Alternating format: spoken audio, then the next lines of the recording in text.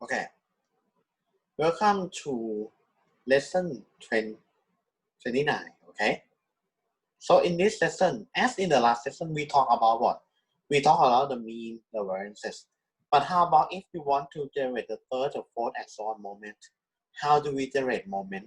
The answer is we are going to generate by using the moment generating function. But before that, we will talk about the motivation first. Okay, so they have some useful theoretical properties. For example, okay, if we talk about E of X Earth, it's gonna talk about the what we call the skewness. Left skew, right skew, right? This one or this one. And E of X4 is gonna signal about what? The kurtosis. The kurtosis is how heavy the tail was. It's gonna be something like this. It's gonna be something like this. Okay. So they provide some useful property to study. That's why we are interested in not only just the mean and variances. Okay. Basic theorem is that if E of absolute xk is positive, is finite, then so E of xj is finite for every positive data. J is less than k. Let's say if variance is finite, then the mean must be finite too. Something like this. So E of absolute x of j is integrate of absolute x of j fx, and we split into two terms, okay? Such that we are going to apply the inequality for only the right hand side, because the left hand side we have it is equal to less than 1. Okay, so this one corresponds to this one and this one corresponds to this one. Since this one is finite and this one sure is this finite, sum of two finite terms must be finite, and it's a bound, so it is greater than or equal to 0 2.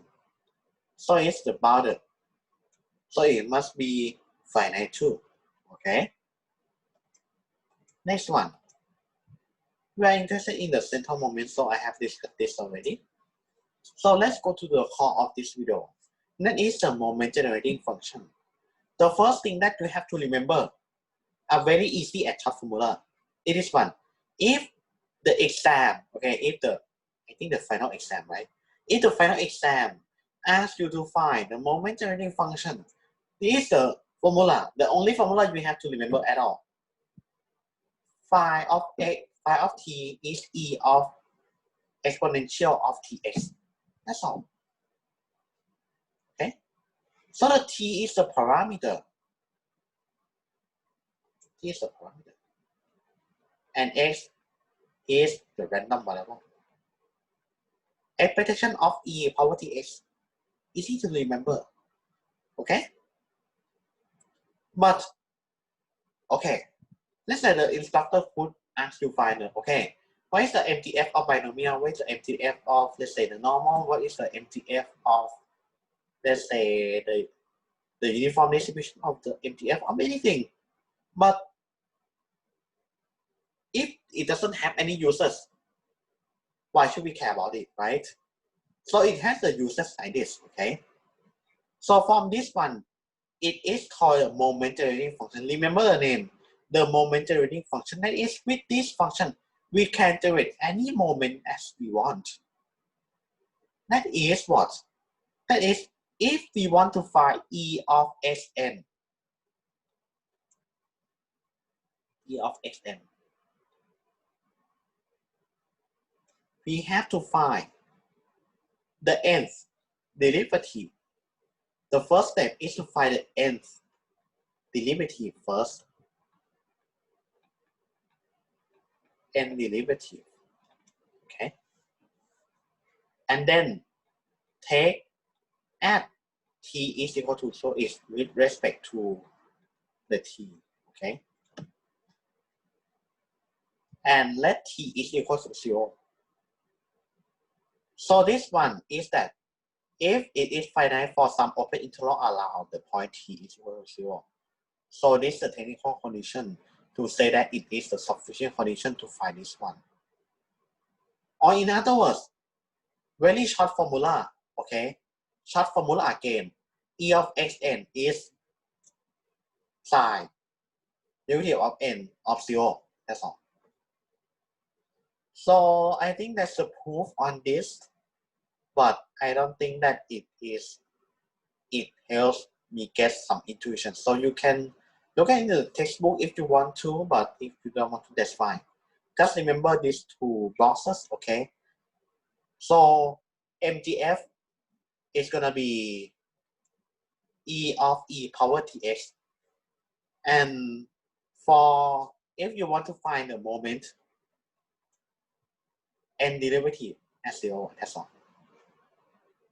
Okay? For example, x is manifest and find the MGF and the variances. Okay? So the first thing is to find the MGF. The MGF is E of e power tx. That is, we use the Lotus law of the unconscious statistician to say that it is e power tx and e power minus x. And we integrate, okay? Because the support is greater than 0, right? So integrate from 0 to infinity. So you get this one. Okay? If we want to find the first two derivatives, okay? So we have find first derivative something like this, and second derivative something like this. So you could find that this one, okay? From this function, we can find phi first derivative of phi at 0 is equal to 1. It is equal to what? E of x, right? And you find the phi 2 times of 0. It is what? 2. And 2 is not variance yet. It is e to the power of x squared. E to the power of x squared. But if you want to find the variance, it's going to be 2 minus 1 squared. It's going to be 1. Okay?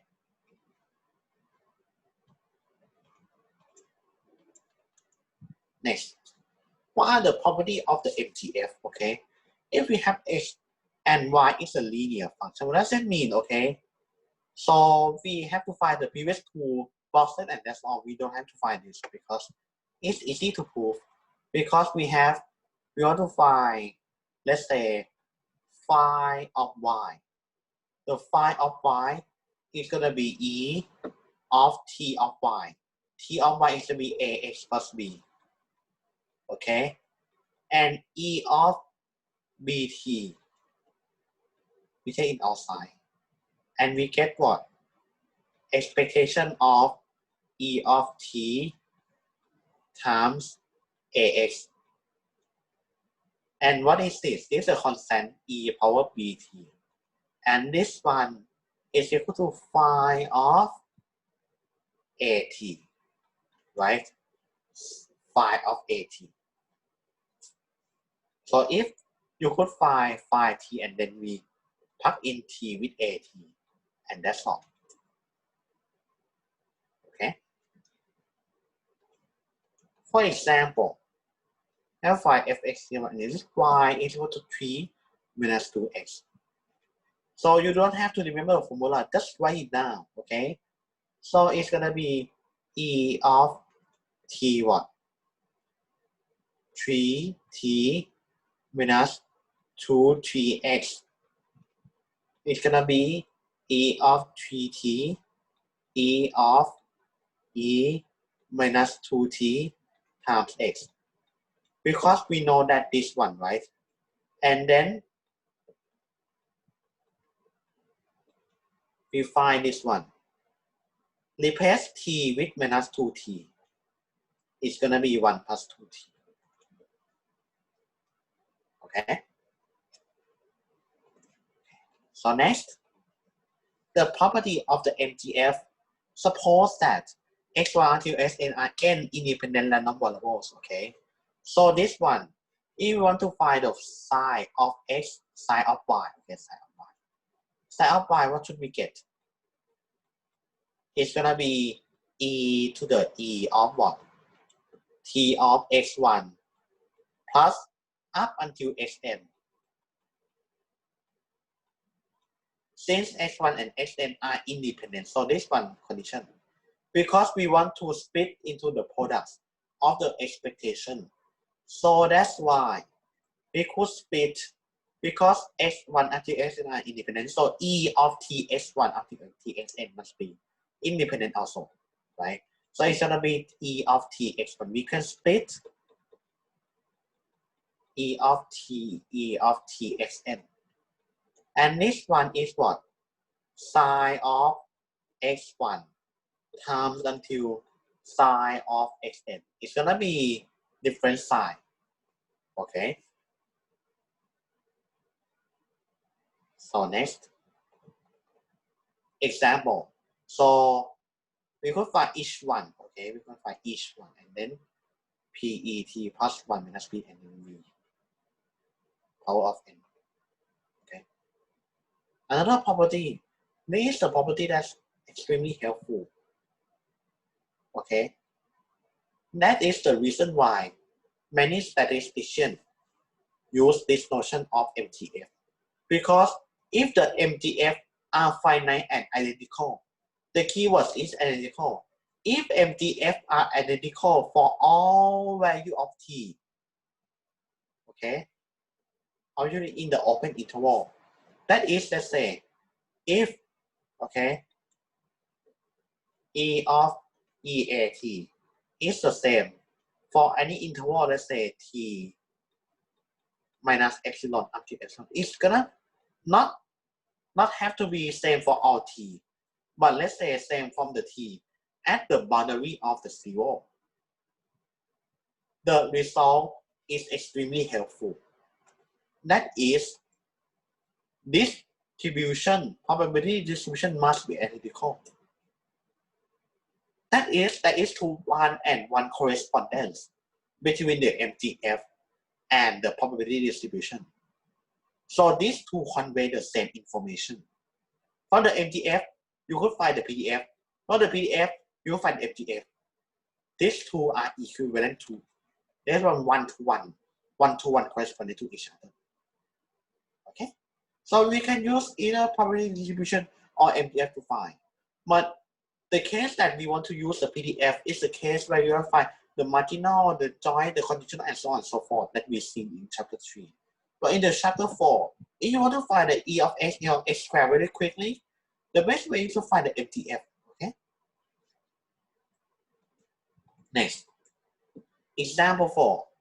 If x1, x2 are independent random variable, and if x1, fi has the binomial distribution. Okay.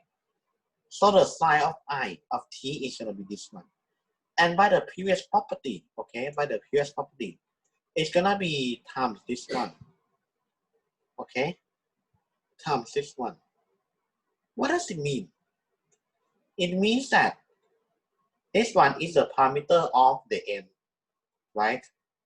And this one is like exactly the same. Exactly the same, so it must we have the same parameter. So it is the same form with slightly different parameter. So we could say that x1 plus x2 has the binomial distribution with parameter n1 plus n2 and p. Okay, and that's all for the theories. I am sure that for the past 4 videos, you're tired of the theory. So a lot of theory, a lot of properties already. And in the next video, okay, we're going to talk to something more practical and use a lot in the machine learning stuff. That is the practical considerations of the mean versus medians. Okay, so good luck and see you next time.